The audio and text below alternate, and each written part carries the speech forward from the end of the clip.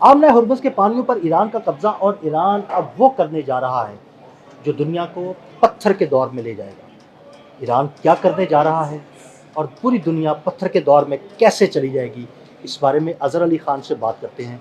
अज़हर भाई, आमना हुर्मुज़ के पानियों पर ईरान का कब्ज़ा है और आमना हुर्मुज़ में वो चीज़ छुपी है, अगर उस पर ईरान कब्ज़ा कर ले तो पूरी दुनिया पत्थर के दौर में जा सकती है। वो क्या चीज़ है?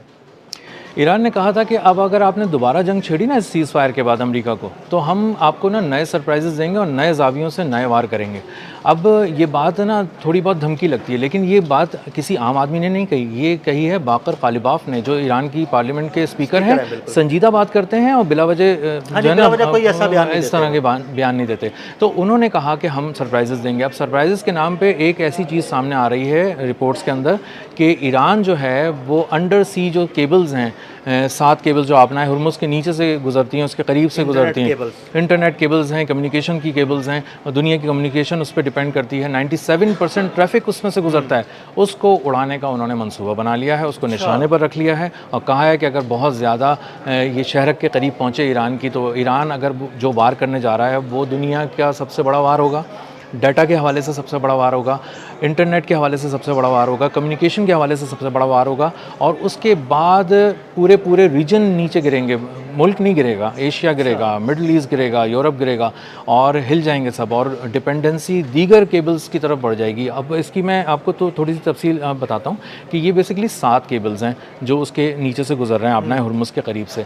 अगर कोई एक भी मुतासर होता है ना, मुतासर होता है, तबाह नहीं होता, कट नहीं जाता, मुतासर होता है, तो उससे कनेक्टिविटी किसी मुल्कों की ख़राब होनी शुरू हो जाती है, खराब हो सकती है, होना स्पीड में होना शुरू हो जाती तातुल आ है। सकता है, जी स्पीड स्लो हो सकती है। जी, बिल्कुल ऐसे ही होता है। और अगर उसको काट दिया जाए, उसके बाद दूसरे को काट दिया जाए, इस तरह करके 7 को काट दिया जाए, जो कि कभी दुनिया ने सोचा ही नहीं, कभी इस बारे में तसव्वुर ही नहीं है कि 7 केबल्स कट जाएंगे। बिल्कुल।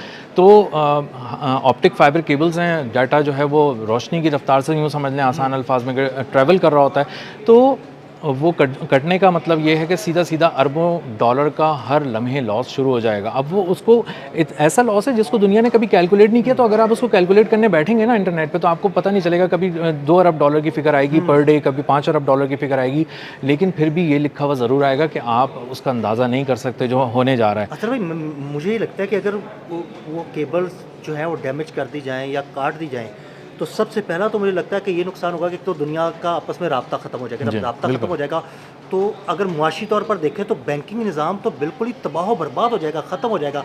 कोई ट्रांज़ैक्शन नहीं हो पाएगी, कहीं से कहीं पैसा ना आ पाएगा, ना जा पाएगा और जब ये नहीं हो पाएगा तो मिडल ईस्ट की मईशत तो तबाह व बर्बाद हो जाएगी। मिडिल ईस्ट के पास जो मुल्क है ना, जिनको हम खलीज कहते हैं, जिसमें सऊदी अरब है, बहरीन है, कतर है, मुत्तहदा अरब अमारात है, ये तो चलते ही सारे ऑनलाइन बिजनेसेस के ऊपर हैं, डिजिटल बिजनेसेस के ऊपर हैं और ये धड़ाम से नीचे आके गिर जाएंगे। ये पत्थर के दौर में, सहरा के दौर में दोबारा चले जाएंगे।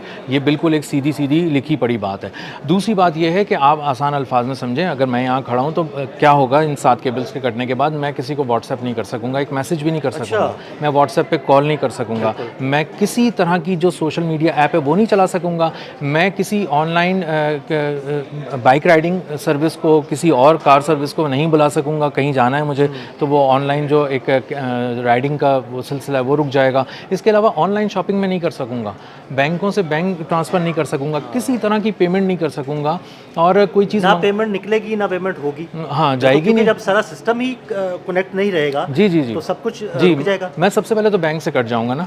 जब बैंक से कट जाऊंगा तो बैंक की तमाम सर्विसेज से कट मतलब जाऊंगा। आपकी एटीएम से पैसे निकालने वाली सर्विस भी गई। वो सारी चीज़ें एक एक करके जाना शुरू हो जाएंगी, क्योंकि उसका अगला शिकार ना डाटा होना शुरू हो जाएगा और 97% ट्रैफिक को ये मैनेज करता है। इसके साथ साथ जो थोड़ा बहुत रेड सी की तरफ से गुजरता है केबल्स, वो ऑलरेडी डिसरप्ट हो चुके हैं इस सारी जंग में। तो ये एक ऐसा हदफ है ईरान का जिसमें कोई बम धमाका नहीं होगा, दुनिया इसका कोई मंजर नहीं देख सकेगी, लेकिन अचानक दुनिया खामोश हो जाएगी। खामोशी में कम्युनिकेशन धमाका होगा ये कम्युनिकेशन का धमाका होगा, ये और खामोश खामोश कम्युनिकेशन धमाका जी जी होगा। जी, खामोशी से एक धमाका, एक ऐसा धमाका जिसकी कोई आवाज़ नहीं होगी और लोग कहेंगे ये सबसे बड़ा वार ईरान ने क्या किया है, तो कहेंगे कि तुम ये किसी से पूछ के देखो। जब वो व्हाट्सएप करेगा पूछने के लिए तो उसका व्हाट्सएप नहीं चल रहा होगा। अजहर भाई देखे ना, व्हाट्सएप नहीं चल रहा उसका कोई मैसेज ना जा रहा है ना आ रहा है, उसका बैंकिंग सिस्टम बिल्कुल डिस्कनेक्ट हो गया, ना वो पैसे निकाल सकता है ना पैसे ट्रांसफ़र कर सकता है, ये गया उसका। कम्युनिकेशन नहीं हो पाई, इंटरनेट चला गया, पूरी दुनिया के साथ कट गया, कोई वेबसाइट नहीं खुल पा रही, तो भाई मुझे तो आपकी बात बिल्कुल दुरुस्त लगती है कि ये बिल्कुल पत्थर के दौर में चले जाएंगे। बिल्कुल ऐसे ही होगा और सबसे ज़्यादा खलीज को इसका नुकसान होगा। इसके अलावा एशिया, मिडिल ईस्ट और यूरोप, इन 3 रीजन्स के आपस में राब्ते टूट जाएंगे और आहिस्ता आहिस्ता करके अंदाज़ा होगा कि बेरोज़गारी बढ़ जाएगी। और फिर वही बात जिसका हमें पाकिस्तान में बैठ के सबसे ज़्यादा डर होता है कि ऑयल प्राइसेस शूट कर जाएंगी, वर्ल्ड ऑयल प्राइसेस शूट कर जाएंगी। कहाँ जाएंगी कुछ नहीं पता, क्योंकि वो अभी भी $150 उनको होना चाहिए जिस तरह की, लेकिन वो चूंकि कभी अमन की बात हो जाती है, कभी जंग की बात हो जाती है, तो वो आसपास उन्होंने उसको सेट किया हुआ है नीचे कभी हाँ कि जब तक बहुत ज़्यादा कशीदगी नहीं होती तो हम इसको इस तरह से रखते हैं। तो वो एक तरह से ना उसमें एक स्पाइक देखा जाएगा।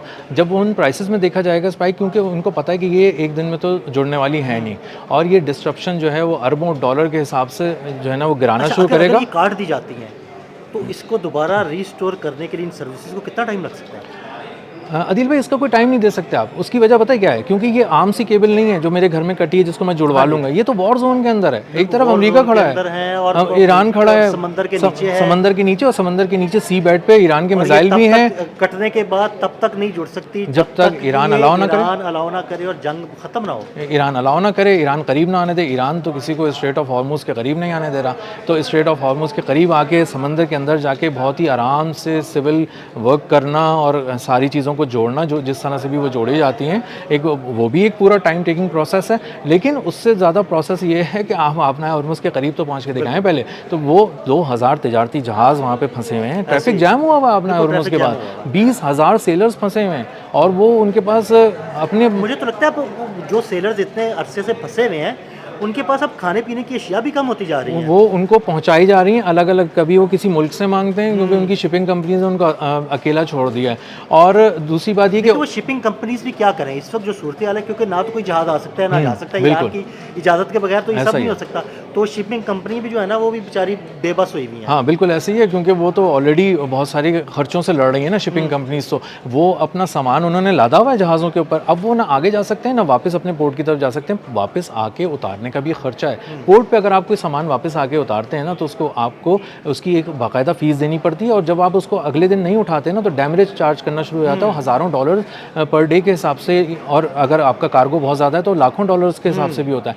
तो ये तो सरासर नुकसान है ना। और दूसरा ये कि जो उनके इंश्योरेंस है वो तो है ही नहीं ना जहाज़ों की। इस वक्त कोई भी इंश्योरेंस, पहले 4-5 गुना में कोई कर रहा था, अब तो कोई इंश्योरेंस कंपनी कर ही नहीं रही है। उन्हें पता है कि जो जहाज़ आपना उसके करीब जा रहा है ना वो मौत के मुँह में जा रहा है, एक वॉर जोन के अंदर जा रहा है, वो तबाह हो जाएगा तो हम कहाँ से भरते फिरेंगे इतने पैसे। तो वो जो भी जाए अपने रिस्क पे जाए। अब शिपिंग कंपनीज भी रिस्क नहीं ले रही, वो रुक गई हैं। अब वहाँ पे खाना पीना, पसंद का खाना पीना ख़त्म हो गया। बेसिक खाना पीना तो जहाज़ों में थोड़ा बहुत है, लेकिन पसंद का ख़त्म हो गया। अब अगर मुझे कॉफ़ी पीनी है तो कॉफ़ी अगर अवेलेबल नहीं है तो मैं पूरे दिन कॉफ़ी को ही रोता रहूँगा अगर आप मेरे सामने कुछ भी ला के रख दें। और बहुत सारे जो गैर मुल्की होते हैं ना, जो इस एशियन रीजन से बाहर के होते हैं, जब वो सफ़र कर रहे होते हैं, ला रहे होते हैं, तो वो बहुत ज़्यादा कॉफ़ी लवर होते हैं। और वो उनको अगर देखिए एशिया में इतनी पसंद नहीं की जाती कॉफ़ी, एशिया में चाय पसंद की जाती है ज़्यादा, लेकिन जो यूरोपीय ममालिक हैं, जो अमेरिकन कंट्रीज़ हैं, वहाँ पर कॉफ़ी जी ऐसा ही है। तो वो उनकी पसंद की जब चीज़ें ख़त्म हो जाती हैं तो वो परेशान हैं। अब वो घर वालों से रब्ता करने की कोशिश करते हैं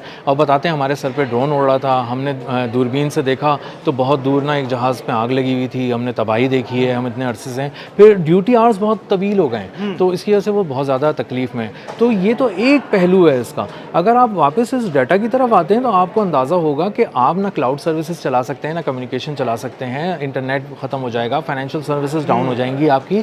आप कोई एक छोटा मोटा सा अपॉइंटमेंट भी नहीं ले सकते। अगर किसी खातून को कोई ब्यूटी पार्लर का अपॉइंटमेंट लेना है, आपको कोई एक लंच को ऑनलाइन आपको जो काम करना है वो ख़त्म हो जाएगा। मोबाइल फ़ोन उठा के आप जो कुछ भी करते हैं ना उसको आप सिवाय एक टेक्स्ट मैसेज के जो आप अपनी लोकल सर्विस से कर सकते हैं, जो भी आपकी सिम की सर्विस है, उसके अलावा आपके किसी काम का ऐसा सच रहेगा नहीं। अच्छा अगर ईरान की जानिब से केबल्स काटने की कोशिश की जाती है, क्या अमेरिका उसको रोकेगा या रोक पाएगा? देखें, जो भी वो करना चाहेगा वो तो वो कर जाएगा। उसके बाद जंग कहाँ तक छिड़ती है वो एक अलग बात है। लेकिन ईरान ने एक और आपको मैं याद दिलाऊं कि अबू धाबी में 1 गीगावाट का डाटा सेंटर है जो स्टार गेट का, जो उनको रखा था $30 अरब का, वो एक टारगेट है, सीधा सीधा खड़ा हुआ है। बिल्कुल ऐसे। अगर उसके कोऑर्डिनेट्स भी शेयर किए थे ईरान ने, बताया था कि ये हमारे निशाने पर है। अगर आपने ज़रा सा भी हमारी किसी ऐसी तनसीब पे हमला करने की कोशिश की की जो हमारी सर्वाइवल के जिसमें हमें जंग लड़नी पड़ी, तो फिर हम उसको उड़ा देंगे। अगर अबू धाबी में वो 30 अरब डॉलर का एक डाटा सेंटर ही उड़ा दिया जाए स्टारगेट का, तो ही कितनी तबाही है, कितनी बड़ी तबाही है, कितना बड़ा डेटा जो है ना उसका लॉस हो जाएगा। लॉस हो जाएगा। और दूसरी बात ये कि कभी भी जो एआई से जुड़ी हुई इन्वेस्टमेंट्स हैं अमेरिका में, वो सारी जो है ना ज़मीन पर आके गिर जाएंगी और सारे जो शेयर्स मार्केट है वो बर्बाद हो जाएगी और टेक कंपनीज़ के जितने शेयर्स हैं वो कौड़ियों के मोल बिक रहे होंगे। और दूसरी बात ये कि ईरान ने एक बहुत ही कॉम्प्रिहेंसिव स्ट्रैटेजी, एक जामे हिकमत अमली बनाई इस हवाले से कि वो कुछ ऐसे चीज़ों को टारगेट में रखे हुए हैं जो टेक्नोलॉजी से जुड़ी हुई हैं। तो ये जो वॉरफेयर है ना, इसको नेक्स्ट लेवल पे लेके जाना चाहते हैं ये नेक्स्ट फेज़ के अंदर। और अब एक खामोश जंग होगी जिसकी खबरें आएंगी, लेकिन कोई धमाका, कोई फुटेजेस उसकी उस तरह से नहीं आ रही होंगी। शायद डाटा सेंटर की आ जाए अगर वो अबू धाबी पे कोई हमला करते हैं, कोई फिजिकल अटैक करते हैं तो। लेकिन एक साइबर वॉरफेयर छिड़ने जा रहा है बहुत बड़े पैमाने पे ईरान, और उसके लिए तैयार भी है और उसके छोटे छोटे डेमोन्स्ट्रेशंस दे चुका है। जो अमरीकी जो अहलकार हैं उनको कहा गया है कि अपने मोबाइल फ़ोन बहुत एहतियात से इस्तेमाल करो, ये सुने जा रहे हैं, ये देखे जा रहे हैं, ये इस्तेमाल किए जा रहे हैं। इसी तरह जो उन्होंने बहुत सारा जीपीएस जो नेविगेशन का सिस्टम था जो आपना हुर्मुज़ के पास खलीज फ़ारस में और इर्द गिर्द, उसको भी जैम किया तो जहाज़ अंधे हो गए और वो नेविगेट ही नहीं कर सके। तो उससे अमरीकी बहरिया को ये अंदाज़ा हुआ कि कमर्शियल वेसल्स तो कुछ भी नहीं है, हमारे जहाज़ जब इतने जदीद तरीन जहाज़ हैं अरबों डॉलर के, जब ये इनके नेविगेशन सिस्टम जैम हो रहे हैं तो वो जो तिजारती जहाज़ हैं उनको तो अंधा करके और भटकाना तो कोई बड़ी बात ही नहीं है ईरान के लिए। तो ईरान जब भी हमला करेगा बहुत प्रिसाइज़ करेगा, अचानक करेगा, बहुत तेज़ होगा उसका हमला और बिल्कुल ही अलग जगह के ऊपर होगा। और 7 केबल्स काट देने का मतलब ये है कि दुनिया को पत्थर के दौर में धकेल देना और दुनिया के जो अरबों मोबाइल फ़ोन चल रहे हैं उनमें डिस्ट्रप्शन, उनकी स्पीड स्लो हो जाना और डाटा तक एक्सेस ना होना, और डाटा की मौत जो है ना वो दुनिया की मौत है, सीधी सी बात है। बहुत शुक्रिया अज़हर भाई ने बड़ी तफसील के साथ इस सारे मामले पर रोशनी डाली। मज़ीद अपडेट्स के लिए हमें फॉलो करते रहें। अदील अहमद और अज़हर अली ख़ान को इजाज़त दीजिएगा। अल्लाह हाफ़िज़।